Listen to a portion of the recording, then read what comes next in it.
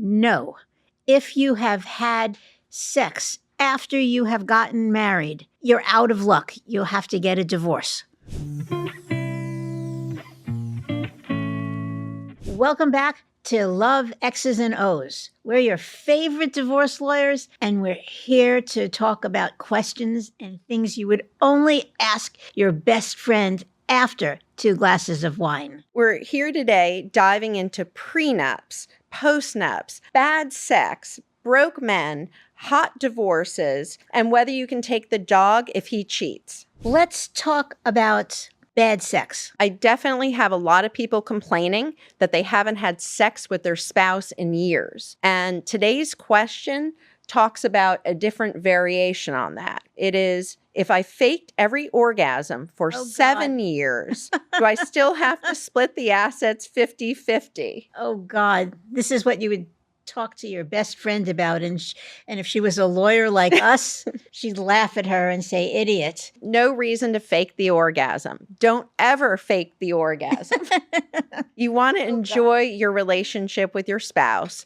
And if you're just not having sex, or if you're having to fake the orgasm and you're having bad sex, get out. You're back with a time vampire. Or you go to a sex therapist and try to work it out. I've had people come into me after 40 years. I have this lady, a lovely lady, came into me. She's been married forever, and her husband was living with somebody else in another state. She did not care. 40 years. She did not care. But he had the audacity to go and bring the other woman to the kids. Oh, wow. And she went nuts. And she wanted a divorce. She didn't care that they weren't living together. She didn't care that they weren't having intimacy.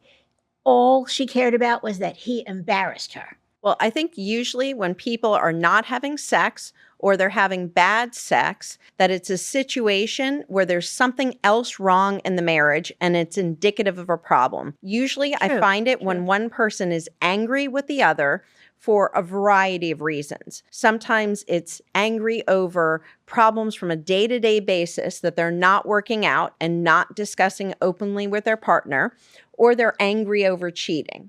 Those are the two biggest things. Or they bring a whole bunch of stuff from their past, a whole bunch of stuff that they throw onto the other person and hate them for absolutely no reason. That's true. Other than that they were hurt as children, you know? There are a lot of people who bring a lot of baggage into relationships. Yes. And if you find someone with a lot of baggage, that's a huge red flag. Go running and screaming. I need to know what you have to say about this. Can I write my own prenup on a napkin if we both sign it at dinner?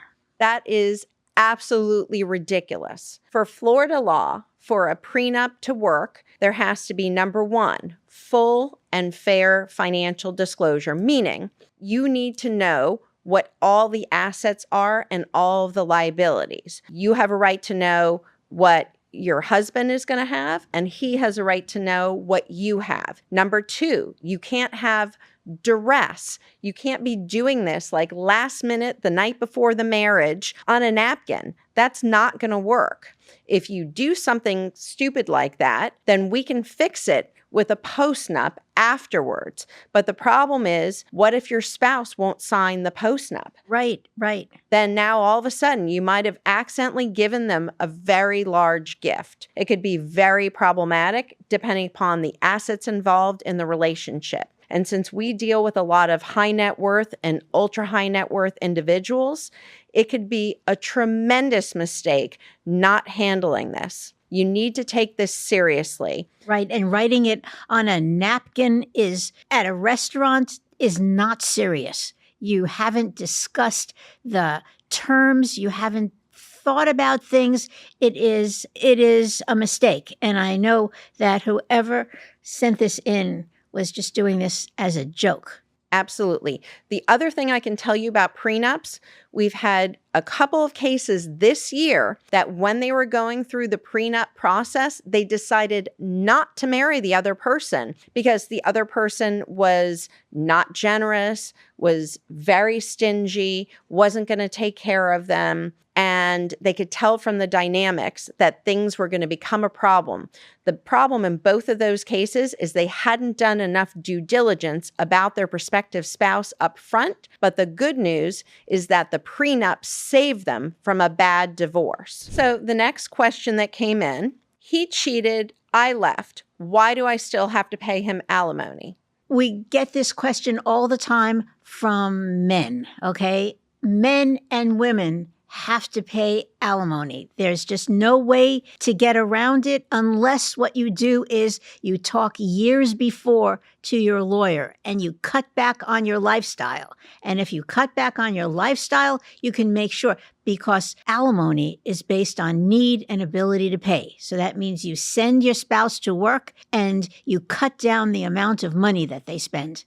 And then you'll end up paying less alimony, but you won't get out of paying alimony unless you really starve them, which is very difficult. Absolutely. The next question we got, he lied about having money. Can I call that financial catfishing and get an annulment? No. If you have had sex after you have gotten married, you're out of luck. You'll have to get a divorce. The lies that he told you before just are not going to hold up in this case. What about this one from one of our viewers? We were never married, but I paid the mortgage and cleaned up after his mother. Do I get anything after we break up? Oh my God, we get these all the time. I cannot tell you how many people, some of them buy it together. So once you're on the title, you're safe. But if you're not on the title and you were living in the house and you were paying the mortgage, you are totally out of luck. Likewise, Florida, we do not have palimony like they have in California. Most states have zero palimony, which means that even if you're in what is considered to be a supportive relationship where the other person is paying for you and you're acting like you're a spouse, but you're not married, you get nothing. You're entitled to nothing. So just remember, being with somebody for years, paying things for years, you cannot expect anything. If you're not married, you're out of luck. What about this one? If I married rich, do I still have to work during the divorce? The answer is yes, you're going to have to work. If you have been in a marriage for a very long time, unless you are disabled or you're really, really old, you are going to have to go back to work. If it means minimum wage, if it means the highest wage that you can possibly get, that is what you are going to be accountable for. Even if you're not presently working, you're going to have to go back to work. Leah, can I put in my prenup that I get the beach house and the dog if he cheats with video proof? Aha. Absolutely. And I put in provisions like this all the time for cheating. It's a penalty clause. And I usually try to talk my clients out of getting married to this individual at inception, because you don't want to marry someone if you're going into the relationship knowing that they're a cheater or that they have a history of cheating with you or with other people, because unfortunately history repeats itself. Yes. But if the person is going to go through with it, I find that if you add these extra penalty clauses, especially something that really hurts, it makes the prospective cheater think twice before they go out and have that affair. In my experience, they do it anyway.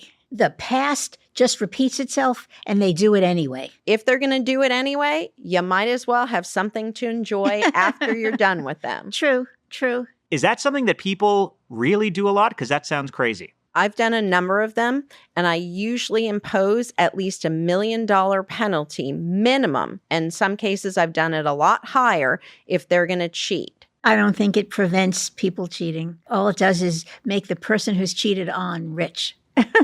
At least they'll feel a little bit better. The last time I did this, I not only included several $1 million penalty clause, but that the spouse was going to get a house in the neighborhood of equal or greater value so that the spouse and the kids could go ahead and relocate there.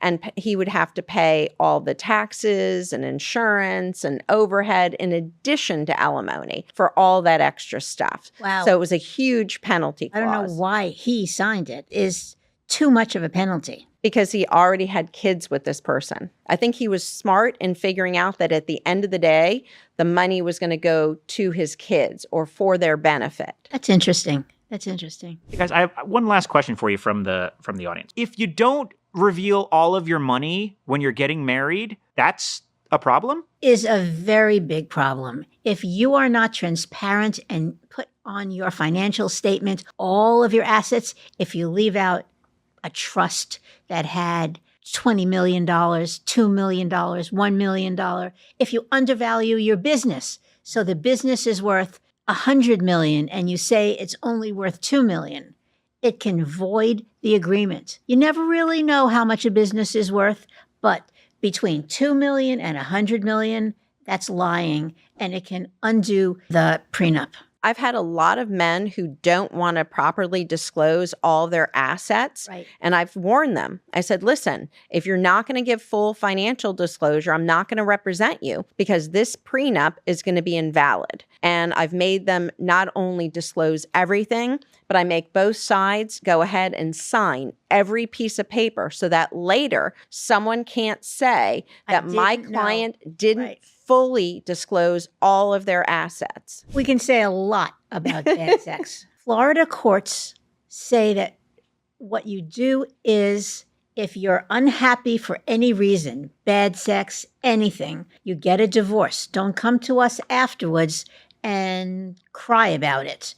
What you should have done is gotten a divorce when you were unhappy. I definitely think that people should get a divorce if they're unhappy because of bad sex. But before they get a divorce for something like that and not something major, they should go to a counselor, talk to their partner, see what they can work out. I mean, I think in most cases, that might be fixable. I've only heard of a couple circumstances where it's not fixable. I have a philosophy. My philosophy is that when you're married, what you do is you do everything that you possibly can to keep the marriage. When you leave, you're lighter. You don't have to think, oh, I should have done this. What if I should have done that? Maybe I should have done this. You have done everything you possibly could to keep the marriage. So that's my philosophy. Absolutely. And for those of you who are thinking of saving yourself before your marriage and not having sex, you can't complain about having bad sex if you didn't test them out before you got married.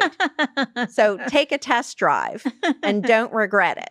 Divorce might be messy, but your questions keep it fun. So keep those questions coming. Want your question answered on the next Ask the Experts? Please go ahead and DM us at Mayersohn Law Group or send us an email at info@loveexesos.com. We've seen it all and we'll tell you the truth. And remember, marriage is a contract. Make sure you read the fine print.